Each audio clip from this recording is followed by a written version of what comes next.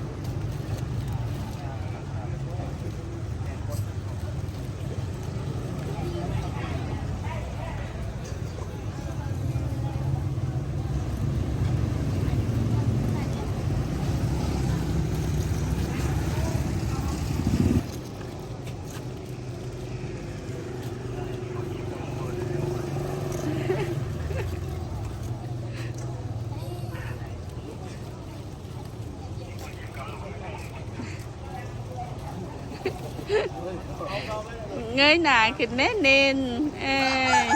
อาย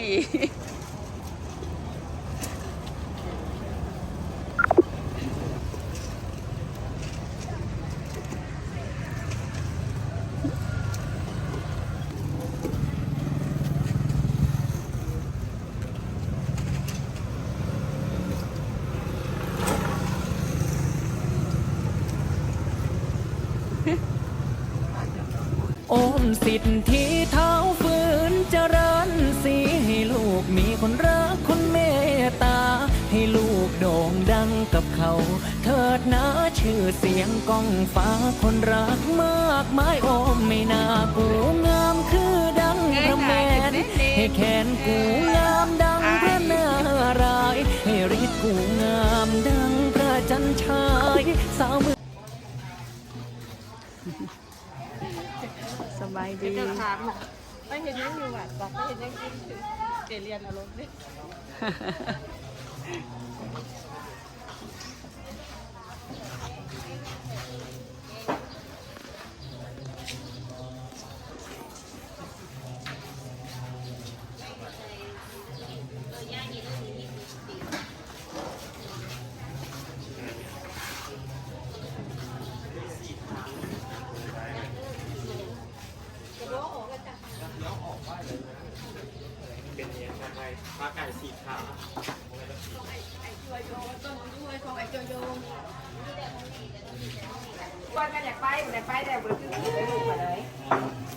อัปเดตให้โมทนาบุญนำเด้อเจ้าภาพ แนมหนาในแนมกล้องแน่สูงกับบุญมันการ มือนี่อุดม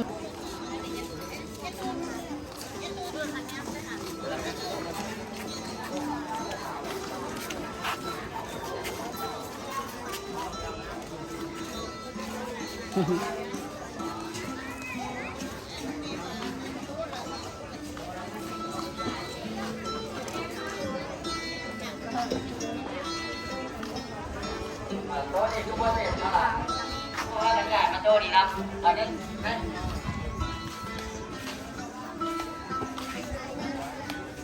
พาเรียกมาเบิ่งกันเนาะบอลโต๊ะบอลเจ็บนะครับการพนันให้ก็ได้พนันน้ำแถวพี่ เอาอันนี้โยมพอเด้อเกียบครับพรเด้อภายหลังที่ว่าลูกเน้นเขาได้ออกมานะครับพัฒหารแต่พระท่านได้สันเขาเด้นะครับที่ได้ประชาสัมพันธ์มาเด็กกับเจ้าภาพเจ้าสถานกับหลายคณะทางภาคเขาภาคปลาได้เอาใจใส่สุขอยู่ส่งเสริมโครงการอันนี้มีออกตัวญาติโยมมากัน มือหนึ่งนะ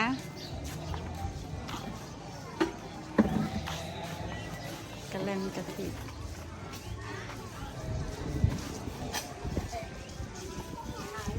กุดโอ้บ่หลายเนาะบ่หลายยังบ่หลายเด้อเป็นยังจึงขอบใจแม่ครัวเป็นยังเพราะว่าโอ้สิบุได้สันเข่า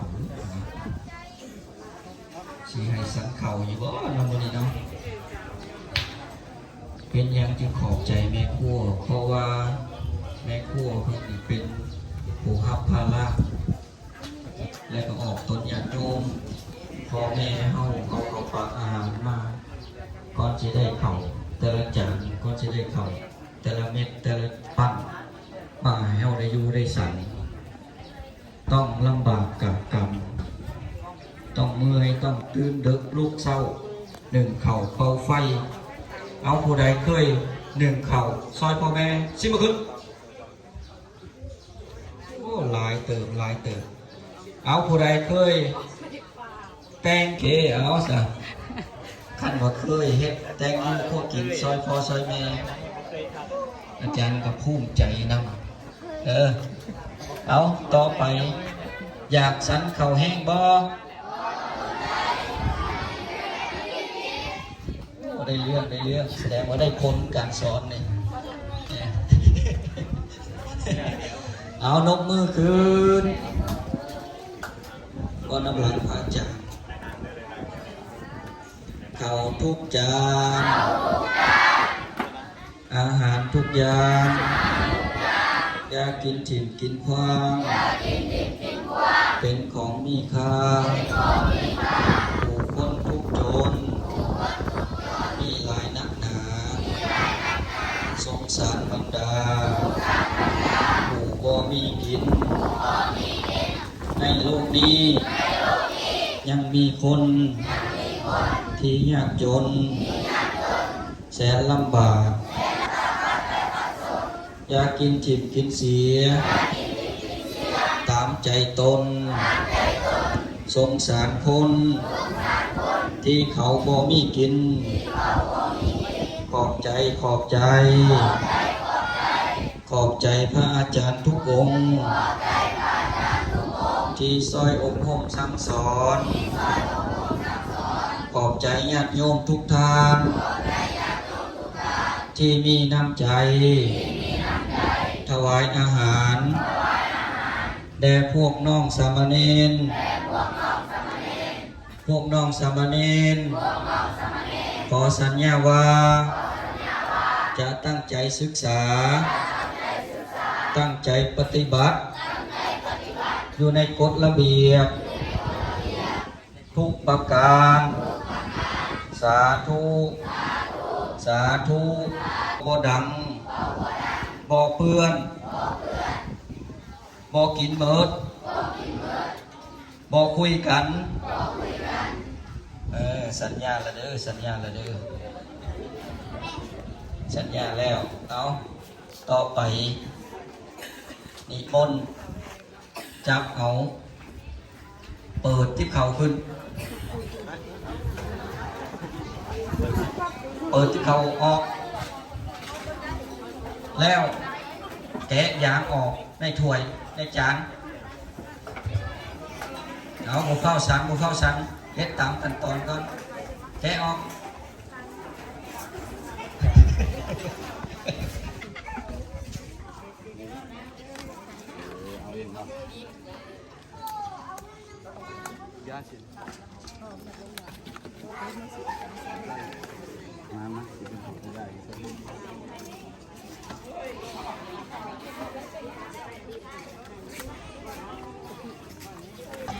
บอกซอยในเด้อ ได้ฟังจานเพื่อให้ศึกษาเอาไปนำไปบ่ออกไปเด้อพี่น้อยเอามาในไปไว้เดี๋ยวมีของออกจะเอามาเสิร์ฟเอามาถวายอยู่ในเต็นท์เอามาบอกไปจับเองบอกไปจับเอาเองมันจิบโบอามเนาะมันจีเป็นโมกันเต็มอยู่เนาะ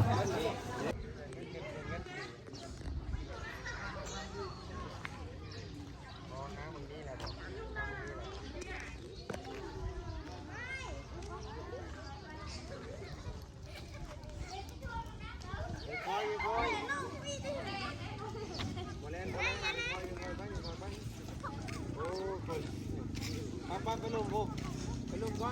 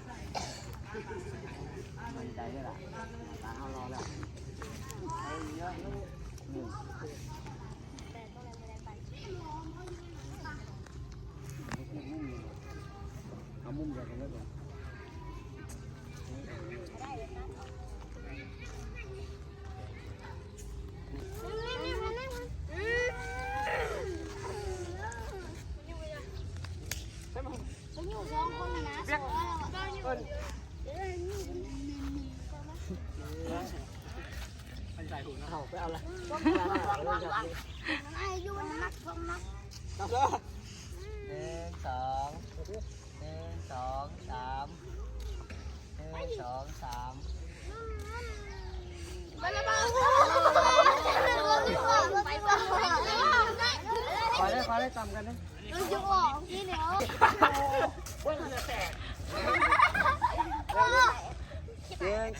3ตัวนี้เขาเลยไหม1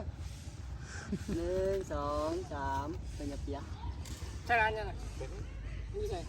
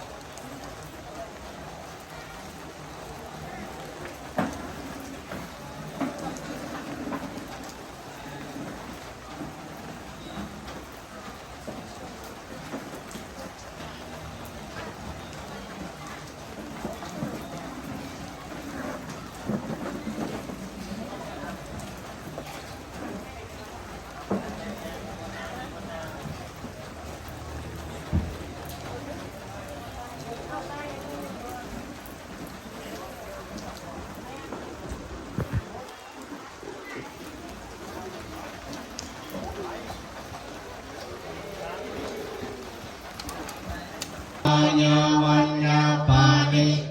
วันนันตังเปตานัมมัทธายาเอวังติตัมปิยาจายโยอายัญโอทักขินาเกนังสังกัมมิสุปาติติตาติกาตังจิตายาสัทธานาโสอุปังคัปปติโสยติธัมโมจายัมมิทัสสิโตเบกานาบูชาจักขตาอุลาลาภาลังจักคุณนามานุปาทินนะตุมิปุญญังปาสุตังอานาภาคันติสู้ขอบใจไม่ออกเลยสู้ขอบใจแน่ขอบใจไม่ออกเด้อเบาเลยเอาดูสู้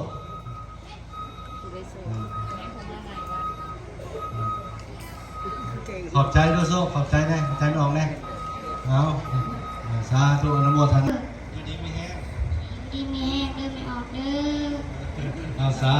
ธุสาธุฟ้าไปนั่งบนเก้าเฮาฟังไม่ไงเกี่ยวเรื่องตบมือ1 ครั้ง2 ครั้งเอาเก่านำอาจารย์เด้อวันพนมมือขึ้นเข้าทุกจานอาหารทุกอย่างยากินถิ่มกินควงเป็นของมีค่าหลายคนเมื่อยยากลำบากหนักหนาสงสารบรรดาคนทุกข์คนยากคนบ่มีกินในโลกใบนี้ยังมีคนขัดสนอันตาขัดสนเพราะฉะนั้นเวลาเฮากินแล้วอย่ากินถิ่มกินเสียตามใจของตนต้องกินให้เกิดมีค่ามีบุญกุศลเพราะฉะนั้นต้องขอบใจแม่ครัวที่เฮ็ดอาหารญาติโยมผู้เป็นพ่อเป็นแม่ได้มาอุปถัมภ์ประทานเข้าปลาอาหารขอบใจขอบใจ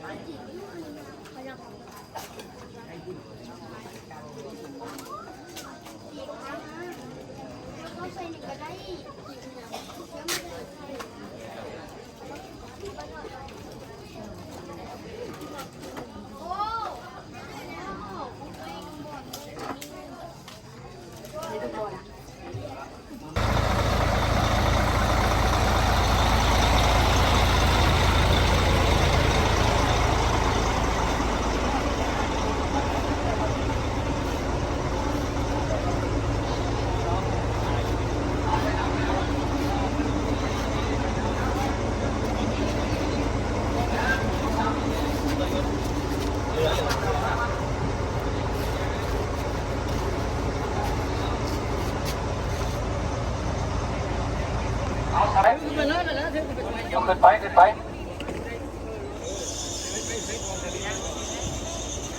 เบิร์ดพอเบิร์ดพอ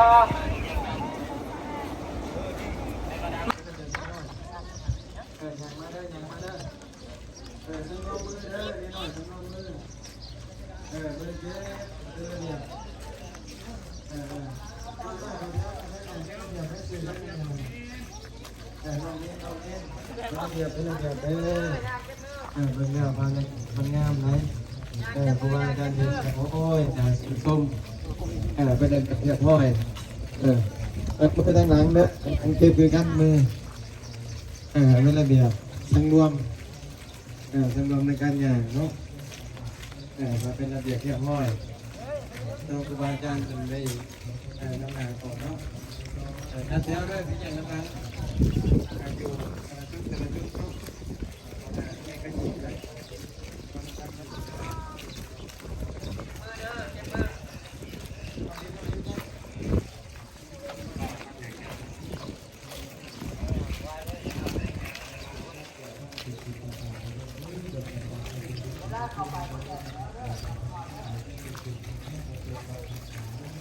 ใครเจ้าของไม่ใช่ไหมเจ็บมือเนาะเจ็บมือฮะงอยังก็งอยังก็จับดีๆเด้อเอาหูงามเลยผู้ชายไทยงามงามกันนะ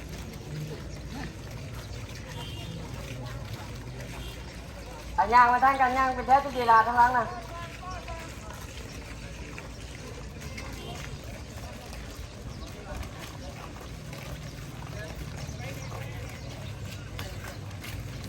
เจ็บมือบอกกันได้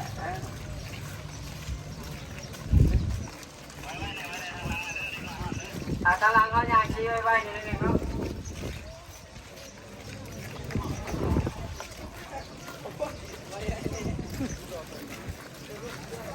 nha bò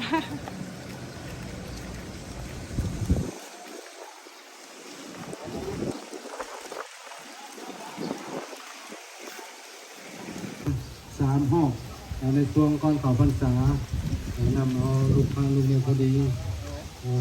สิได้ให้ใส่ลดต้นเขาเนาะต้นเราต้นครับนั่นโอ้ยไอ้คนพิการไปเอาซ้ำไปหา ก็ว่าอาจารย์กินสวะไปเอา ไอ้คนพิการไปเอาซ้ำเอาคนดีๆไปดูเอาคนร้อย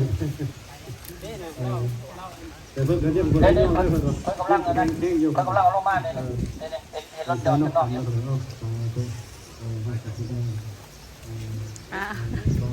ใช่ ให้นอกนี่ได้ต้องไล่เอาพริกลี่ต้นพริกลี่เนี่ย เอาในบนไว้เนี่ยกันเลย พอต้นนั้นเป็นไฮไลท์สำคัญเลยเป็นไฮต้นไฮเพี้ยนสิบโดนเป็นหน้ามากินไปตลอดนะสิบโดนแล้วจะมาสิไปอะไรนี้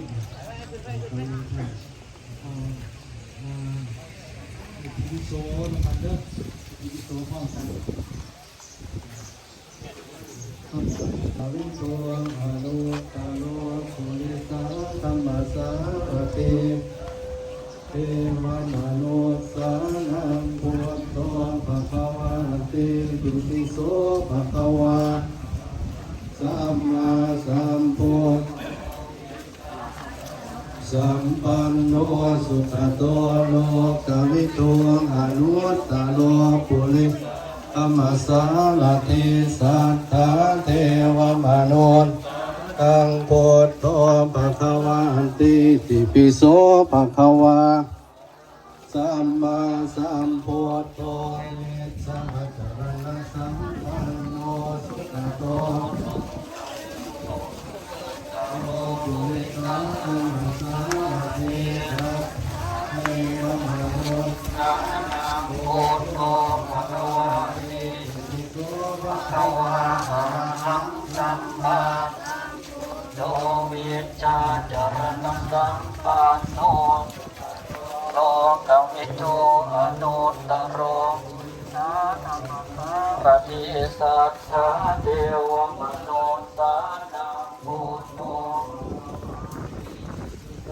ภควาอะระหังสัมมาสัมพุทโธเยนะสังฆังสุขโตโลกัสโยอนุตตโรปุริสาธัมมัสสาระเยนะเทวมนุษย์สานังพุทโธภควาติปิโสสัมมาสัมพุทโธเวชาจารณะสัมปันโนสุขโตหลายคนจ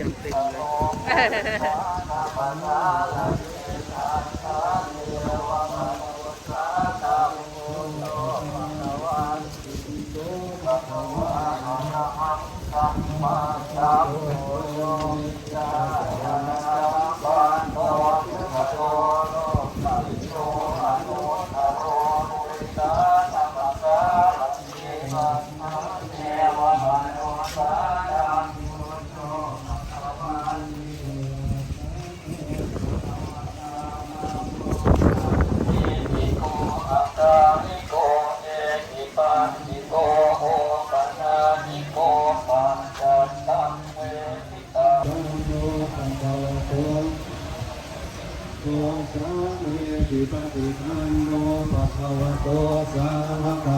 โตสังฆจาริปุริสายุอัฏฐาปุริสามุขลาเยสาภะคะวะโตสาวกสังโฆอโยปังอริโยหังสาริการณิโยอนุตตรังปุญญังจิตังอันสาติอิปิโสภะคะวะโอโมอะระยะสัมโลสุขโตโลกุลิปุริสาธัมมัสสาเทนะ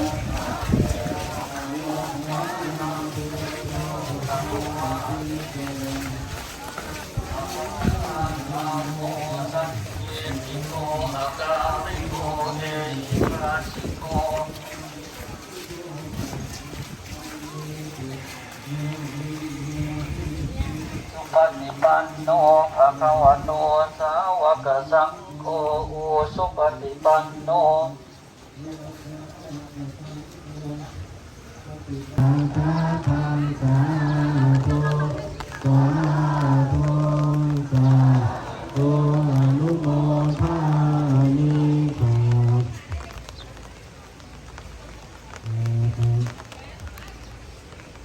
ฟังโมฟังสังฆจบนะโมตัสสะภะคะวะโตนะโมตัสสะภะคะวะโตสัมมาสัมพุทธัสสะนะโมตัสสะโตอะระหะสัมพุทธัสสะเราสั่นลังพระอาจารย์เด้อสาธุสาธุนะโมพุทธายะปุปปุสันโธ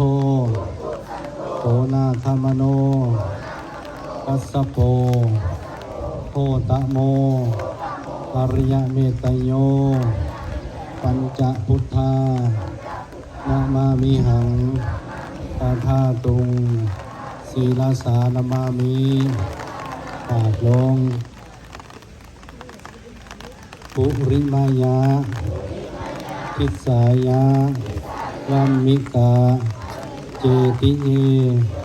ติเลเวจะ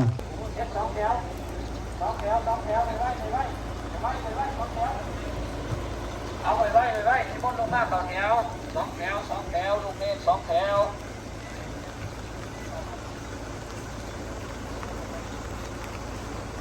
เอาดิโมลูกเนตรดิโมต่อแถวเนี่ยต่อแถวเฮ็ด2 แถว2 แถวของงามเจ็บมือของงามเจ็บมือของงามเอา2 แถวเอาดิโมเอาให้2 แถวผู้ใดที่เข้าห้องน้ำให้บอกพาพี่เลี้ยงเด้อให้พาพี่เลี้ยงพาไปนะเฮ็ด3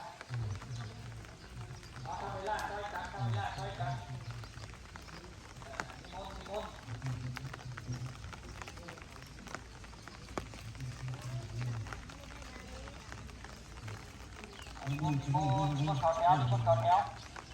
มาเข้าแถว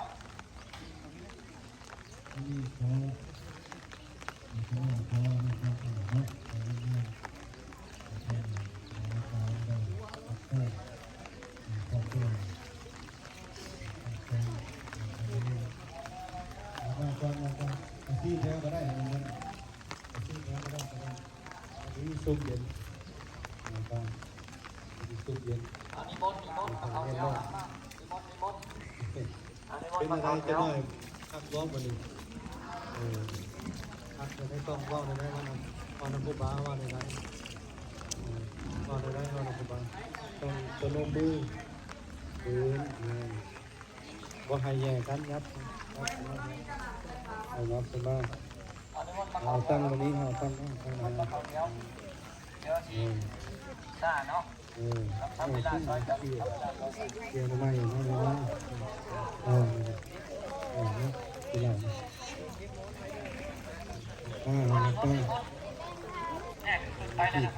คือหลายต้นโอ้ยังแป้งขาตัดไป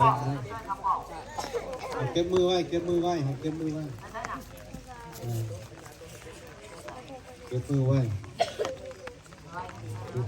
ครับวันนี้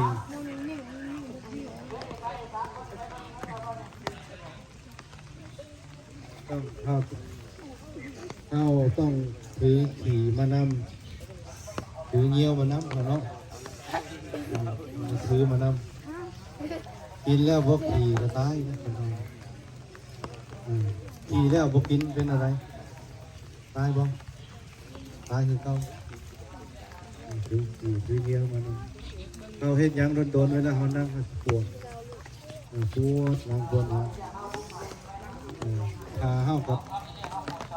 โฮมน้องนี่แต่ก่อนน้องนี่มีน้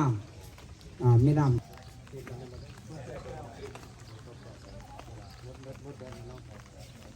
เครื่องนึงแล้ว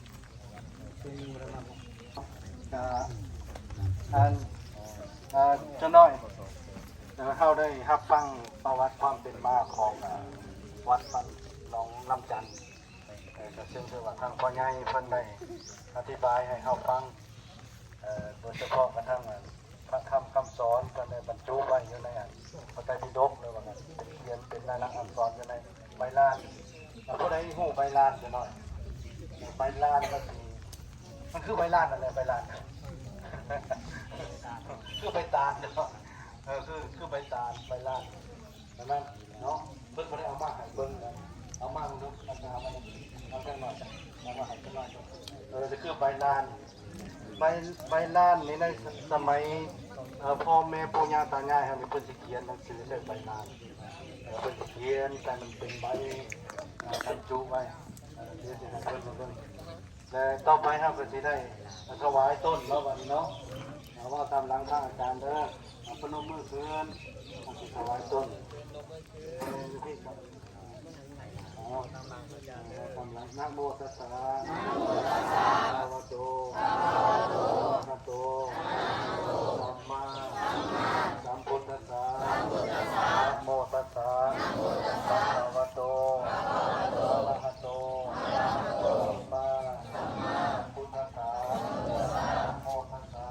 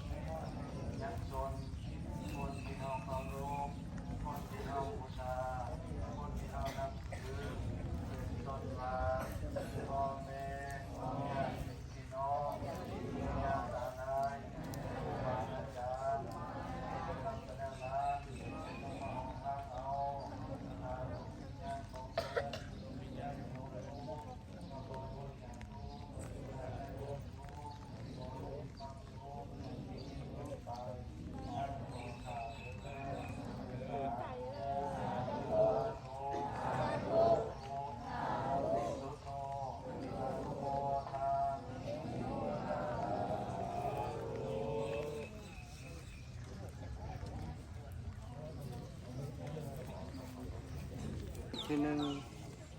อภิธรรม7 คัมภีร์ตัวนี้นะโอ้มันเป็นอภิธรรม7 คัมภีร์อันนี้อภิธรรม7 คัมภีร์ก็ตั้งแต่เหตุปัจจโยไปแล้วเป็นต้นไปเหตุปัจจโยอารามณปัจจโยอย่าเลี้ยวข้างอย่าเลี้ยวข้างเดี๋ยวนะเยอะแตกแล้วเลยนะอันนี้บด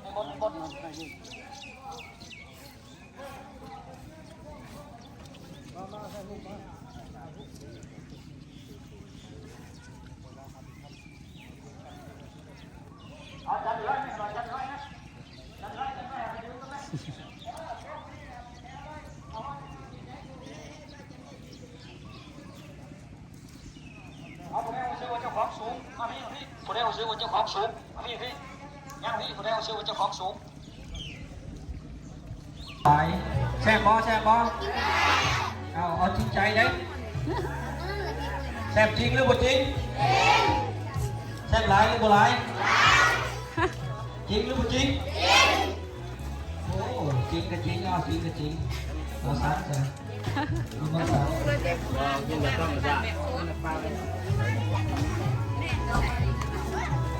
เอามาคำป้องเดี๋ยวหายังมาคำป้องอยากนับปะนาบ่ฮะอยากได้นับปะนาอยากได้ยัง อ๋ออยู่นี่กินจนบ่หมดปะฮะบ่แซ่บปะ เป๊ปซี่ไหนสั่งอีกเป๊ป พี่ ซี่ จุบ่หมด ฮะ ฮะ สั่งเป๊ปซี่ ว่า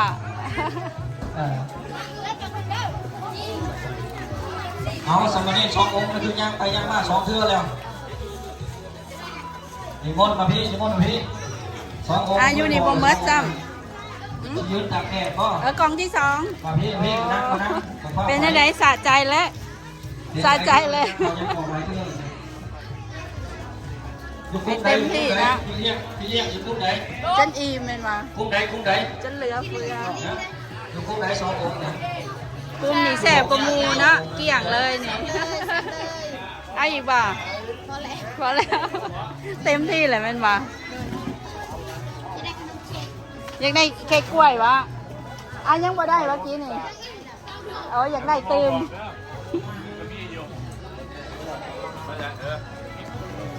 อีกบ่จัวดำพิซซ่า จากการประพฤติการปฏิบัติความสวยงามของเฮาความเป็นระเบียบของเฮาญาติโยมก็เห็นเพื่อก็อยากได้บุญนำเฮา อีหยังลูกมาสิฮะอันนั้นใส่ปึ้มมืออื่นได้รางวัลแต่ละคนเด้อปึ้มผู้ละ3 หัวปึ้มเขียนมานั่งแม่ท้ายหูไม่เยอะนะร้อยหน้าทุกองค์นี่ปฏิบัติได้ดีก็เลยได้รางวัล ดีใจวะฮะดีใจเนาะได้รางวัลหลายอย่างเนาะ